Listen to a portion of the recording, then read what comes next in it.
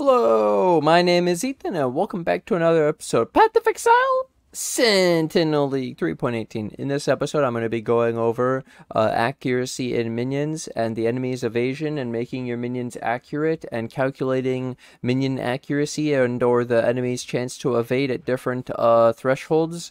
And I have a new...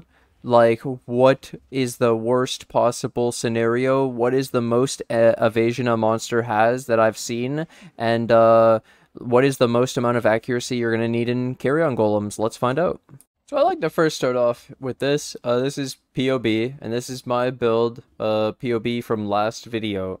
So, the main thing I want to start with is calculations. You can go to your carry-on golem, and you can show the stats. And so here, I was going for about 5k accuracy, 6k accuracy was my goal, because what we were trying to do is be accurate against a monster level 85 Cyrus, but then I also wanted to be accurate against a monster level 85 Cyrus with 100% increased evasion, because the enemy could have this new arch nemesis monster modifier. I'll actually show you that. POEDB. So basically, you can see the enemy's average evasion for Osiris at 85 is 8,388. This is not the same for every monster, though. That's the problem. I thought this was the highest. I was wrong, but this was a great starting spot and still gets you to uber endgame, and all the endgame bosses don't have really high evasion. The highest one is actually the Searing Exarch, which explains why the Searing Exarch feels tankier than the other ones. It was actually evasion. I figured that out too at the same time. But anyways, let's first get into this. So we're looking at a new arch nemesis monster modifier. Okay, so here we have hasted. So it gains frenzy charges, and then 100% increased evasion rating. So I was like, okay, so 100% increase of this. So we're talking like 16,000, 17,000 evasion rating.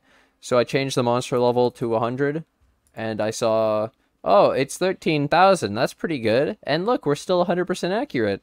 And then you can actually, like, there's a calculation, there's a formula for calculating evasion, a chance to evade, and also the accuracy. There's a different one for calculating chance to hit. This is really helpful, and I'll be getting into detail, like actual numbers. But for now, this is the actual setup: 5,000 accuracy, accurate against 13,000 evasion. But then I had another thing hit me, which is when I was delving, I noticed that a lot of the time my monsters are being blinded, my minions are being blinded, which would lower this accuracy by 20%. So instead of 5,000, this would be like 4,000. Then 4,000 against this, definitely. And then if you go higher evasion, this isn't going to be accurate. And then I also found, it's called okay, so I was delving, and there was this delve node where one monster, he was hasted, and then there was this other one with a, like, gargantuan. Gargantuan is just 40% increased life or something. But I found a monster, and he had 16,000 evasion at 84. So, what this showed me is, that this monster has more than the 85 or the 100 Cyrus, and it's only at 84. And then this isn't counting hasted or blind, me being blinded. I also found a bunch of other ones that I took all of them. There was the Thresher with 10,000. There was this guy with 12,000, the Lightless Terror, 12k. There's a million of them. There's actually a million that has higher evasion, 12,000. So whenever these would be hasted, then they'd be going to like the 24s. So delve, you're gonna have you would just have less damage in delve because of accuracy. So this is a huge improvement. I'll also tell you how much accuracy we actually need after. But basically, my thing here is that 16,000 base is the highest I found in delve of all the monsters that are specterable. And then I also found this Spectre. I mean, this minion is really cool. So, or this monster, it has a 20-second cooldown on this spider web, and it has an 8-second duration, so you can lower the cooldown. That's a thing. And then movement velocity while spider, 50%. Phase through objects while spider. And then it has 100% of fizz as extra cold. And it's fizz. And it shoots projectiles with a cooldown. And it has a cast on damage taken cooldown with a cast time that triggers extra spiders when you take 20 damage. And the number 12. 3. This is the limit. This is how many at once, I think. This is the radius. And this minion, they're minions. It's an alternate minion. It's so cool. What is this spider? So anyways, yeah, really high evasion. I found this PogChamp, the Azurite Widow. So that we could go all the way back. And you're like, well, Ethan, just tell me how much accuracy I need for that. Well, let's just say that the monster has 32,000 evasion and you're blinded. So how much accuracy? 13,000 to be accurate. This 5,000 is about 75% accurate, so we're missing 25% of the attacks, so we could get 33% more damage if we, like, relatively 33% more damage if we had the accuracy. So then I was like, well, how could we get the accuracy? What's one of the easiest ways to do the accuracy? Let's take out, so Dread Banner 73.7 is what it said, but then we'll do instead War Banner. And then you actually have the normal quality on War Banner, which gives increased effect. I'm going to D&D in the game, 1 second. And then, yeah, so increased effect of the aura, but I realize, well, the increased effect of the aura isn't that much because we have so much, but let me show you this anyways. In here, if you look at it, aura effect, it already has 2.54, so the 10% is not a lot. So then the accuracy with just the regular one was 78.15. You could see how much that's helped, right? It's a lot. Now if you change this to the anomalous so that it gets the 10% increased accuracy, which I figured this is 22 in the base, so an extra 10 in the quality is disgusting. And then it gets scaled by the aura effect, so now it's 32. And so instead of 55, it's giving you 78 increased accuracy. So this is like the entire Grave Pact wheel. Like if you had to look, 30, 42, 54, 66. This is more than the entire Grave Pact wheel. And we still don't have enough. You need 4,000 more. This is where I got it to, and I was like, damn, dude, this is insane. So technically, just as a like side, if we had Warp Banner, Precision maxed, and Grave Pact with this aura effect, and level 30 golems, because if you don't have level 30 golems, then the base... Okay, let me show you that. Let's say the carry-on golem, instead of 30, we lowered it by 9 levels, so it'd be 12 here. With the plus 9, it goes to 21. The accuracy is only 8,640 because the base is only 1,514, so you actually get more from the precision than you do from the level 21 carry-on golem. And then with the increased effect, and that's with Grave Pact and the War Banner, you're only at 8,640, so super inaccurate. There's one thing that's amazing about this build. When we switched to zombies with the wands, it was a huge, huge improvement because Zombie Slam has no can't miss. There is no accurate. It's just 100% accurate every time. It actually says it on the zombies. In the green text, raise a zombie minion from a corpse which will follow you and attack enemies with a melee attack in an area of effect slam which cannot be evaded. So yeah, zombies can't miss on the slam. They can still miss their normal attack, and then obviously carry on golems missing. So accuracy is a thing.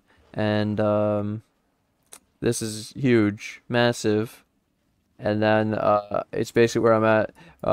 I would recommend running War Banner over Dread Banner with Anomalous, and we still don't have enough where we'll be inaccurate. So 9,000 against an enemy with 32,000 and the blind is like 9% misses or something. So you're hitting 91%, you're missing 9. This is the difference of 10% more damage if you get the accuracy. It's pretty big. It's okay though, it's fine, it's possible to play without it, and we'll be accurate against literally everything except for the monster with the hasted insanity, and it's only that one monster specific. This is still way better than what we had, having more accuracy, and then this is showing you that you need more. So then I did a whole thing of trying to figure out, like I said, against the 32,000 enemy, how much accuracy I would need, and it was 13,000. And then I can actually show you, like for this one, for example. So the way I would do it is the top number was your accuracy rating, so 9,000 times 1.25. But I was accounting for, let's say, the enemy blinding you, so losing 20% accuracy. We'd have 7,200, and then the top bar times it by 1.25, which actually gets rid of the blind, so it goes back to 9k. It's funny. So the top number is 9k, and then the bottom number would be the 7,200, and then it's plus the thing in brackets. So you're doing the 32,000, and you're only getting 1/5 of it. So you're getting 32,000. You're only getting 1/5, so you're getting the 0.2 of it. 6,400, and then this number is in a bracket with to the power of 0.9, and then you would take the 2664 and you would add this to our accuracy, and then you would notice the denominator is 9864, so it would be 9,000 over 9864, and so you'd realize, yeah, 91.2. Pretty good. Your chance to evade would be this 1 minus this, which would be 8.75%. So you could get, obviously, bigger difference if you improved it. I also had theory crafted that technically, since the enemy's evasion is higher than your accuracy, the 20% from a blind would be worth more than the increased accuracy of 20%. Since we have so many sources of increased accuracy in our flat accuracy, right? It would be actually better to reduce the enemy's evasion by 20%. So having a blind in the build would be really, really good, but having chance to blind isn't that great because it takes so many hits to finally blind, and then I don't know, dude. And having to run a whole jewel. So I thought about replacing this impossible escape, pathing to Golem Commander, taking out Ravenous Horde, and then using a jewel socket for a Ghastly Jewel with Taunt Blind, and it would be really powerful and really strong, and it could actually be a DPS upgrade against enemies that are evasive, which is really funny. But either way, no matter what and where you're at, extra accuracy is actually huge, and if you're trying to push the end game, or if you're trying to do anything where monsters have some extra evasion, yep, this is going to be big. So more than 5,000, upwards of all the way up to 13,000 potentially, or like 11,800 with maybe chance to blind.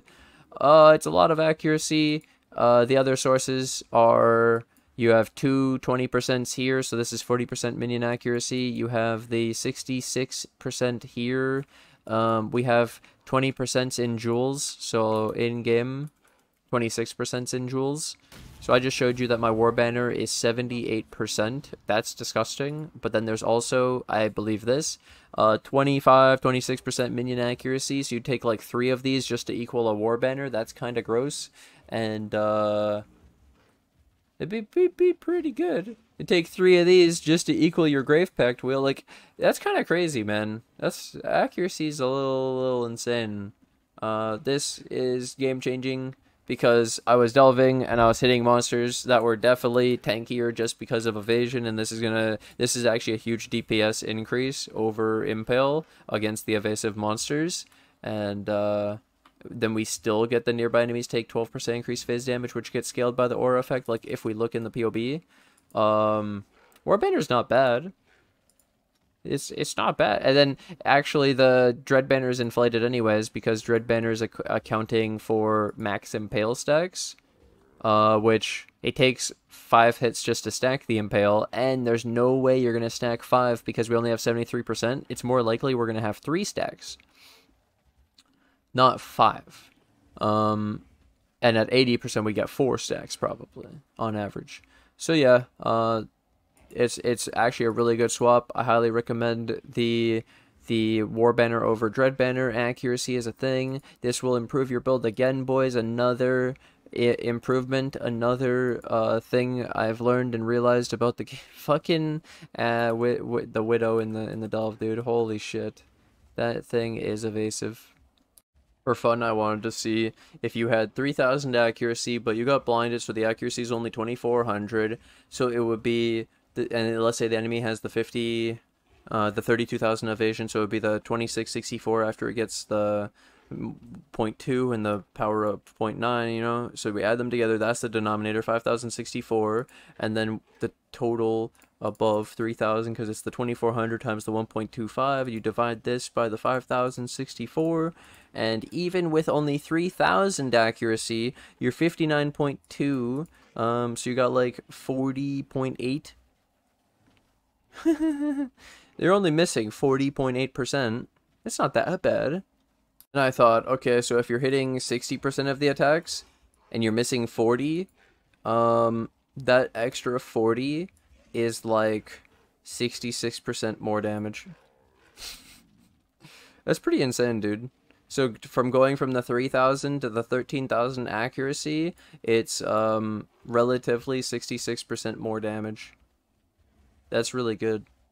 Accuracy is worth it against the evasive monster. Holy moly. There's just one more thing I wanted to show. So we have the 13,000 on the top, right? And then you would have your 13,000 times 0.8 because of the blind. So this is the accuracy, 10,400. And then in the denominator, like we said before, you'd have the 32,000, and you would multiply it by 0.2 to get the 1/5, and then you would do the 0.9 power, and then you're getting the 2664, and you're adding this to the 10,400, and then you'll see that this is 13,064. So with 13,000 accuracy, because it'd be 13,000 above this, 13,000 divided by 1364, so yeah, 13,000 evasion. You're basically accurate against the monster with 32,000 evasion. So you need a little bit more than 13,000, but it's pretty insane that it's, yeah, it's really cool. And like, again, if you need that calculation, that is the accuracy on the wiki, and there's this calculation, uncapped chance to hit. Easy clap. I tried to do some reverse of this to find, like, plug in the defender's evasion and what you want your uncapped hit chance to be. Then you could get the attacker's accuracy, but I was having some issues. And then I also noticed this part, chance to hit cannot be lower than 5%. This didn't happen, but this is really funny. This is really funny that there's a minimum, so technically you're always at least doing damage. It would just take 20 hits to at least hit once, but that's pretty terrible compared to, at least we were still like 60% accurate, even at only 3k accuracy, so I'd say we did pretty good. And knowing, yeah, we could go all the way up to 13,000, and just for switching Dread Banner to War Banner, we get to 9. I did some other tree changes to try to get higher. I took Grave Pact, but either way, thank you guys for watching. Thanks for hanging out. I hope this could help you as well. So TLDR, you made it to this part and you don't know what the hell you're supposed to do. All I'm saying is make sure you got your leveled up precision. Make sure you swap Dread Banner for War Banner for the accuracy. You should use Anomalous for the extra accuracy. And if you want, you could still use Grave Pact to get the extra accuracy that way. That tree is just a joke. Don't actually copy. I took out a lot of minion defense just to see what it would be like to go take the extra accuracy and an extra cluster and have 3 clusters. It's weird.